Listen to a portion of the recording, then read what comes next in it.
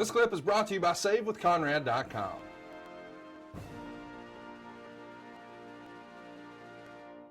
Well, the close of the show has Vince McMahon come out and attempt to strip Steve Austin of the WWF World Championship, and he's trying to reward it to you.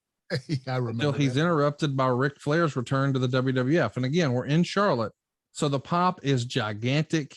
He hasn't been a part of the company since January of '93. And the show ends with Austin attacking you while Flair watches. Let's talk about Ric for a minute. Was this the first time you met Ric Flair in real life? I know you had a conversation with him before you got into wrestling, but is this your first time in real life meeting him? No, I met him at Gold's Gym in Charlotte, North Carolina. I believe it was his Gold's Gym. And that's where he told me that he didn't want me to go to WCW. He said, I think you should go to WWF, and Vince McMahon will take care of you. He said, WCW is a shitstorm right now. It's, these guys are real political and they're going to stomp on you. You're not going to go anywhere. You go to WWF and Vince McMahon will make sure you go to the top. And he was right.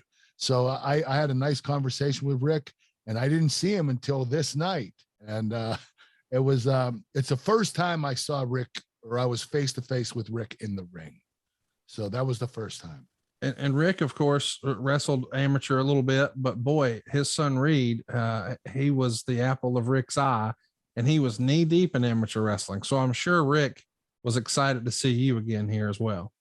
Yeah, he's a big amateur wrestling fan. He loves the sport. He was so proud of Reed and what Reed accomplished. He had a really great career. He did extremely well. It was just unfortunate what happened to him. Did you keep up with any of Reed's amateur career? Because I know the wrestling community is relatively small, so I assume there were coaches or trainers that he probably worked with along the way that you were at least familiar with, right? Yes, he actually went to Blair Academy, which is the top wrestling school in the nation. It's a private school, but they kick ass in high school. They're like number one in the nation almost every year. And Reed ended up getting a scholarship there, which is incredible. And I think you may be friends with TJ Jaworski. Is that right? Yes, TJ trained Reed, and TJ was incredible in college. He was a 3-time national champion. I thought he was going to make the Olympic team. He didn't do it, but he was talented enough to make the team. He was one of the most dominating wrestlers I've ever seen in amateur wrestling. That guy had a lot of skill.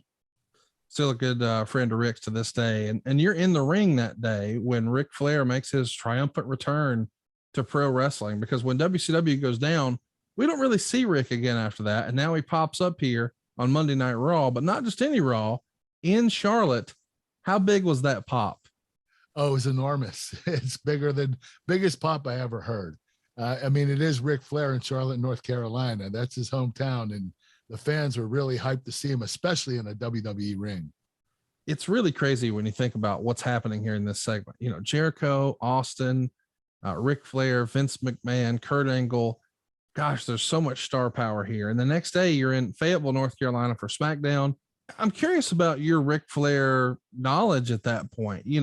We've talked before on the show that growing up as an amateur wrestler in a house full of amateur wrestlers, you guys didn't really grow up watching professional wrestling. When you're going through training, with the Funkin' Dojo and Dr. Tom and all that, are you watching old tapes of Ric Flair? Are you watching it once you're on the road and you're catching some that way? Or is it only, through the course of your career, and maybe now that everything's in our pocket, like you could watch any Ric Flair show you want on your phone now, but when did you first become familiar with his work beyond just what you saw, when you guys worked together?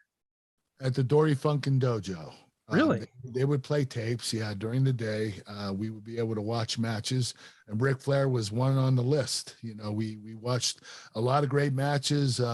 Macho Man versus Ricky Steamboat, WrestleMania. We watched a lot of these incredible matches. Bret Hart versus Shawn Michaels Iron Man match. So they were showing us tapes, and it allowed me to learn a lot quicker. Watching tapes and studying tapes, when you're focused on that match, and you learn the psychology and all the move sets, you can bring that into the ring and practice, and that's how you make it perfect. Hey, it's Conrad Thompson. Thanks for checking out the podcast here on YouTube. Be sure to hit the subscribe button and the notifications bell so you get a notice anytime we upload some new content. And go save yourself some money right now. If you're in a 30-year loan or you have credit card debt, it's not a matter of if I can save you money. It's a matter of how much. Find out right now for free at SaveWithConrad.com.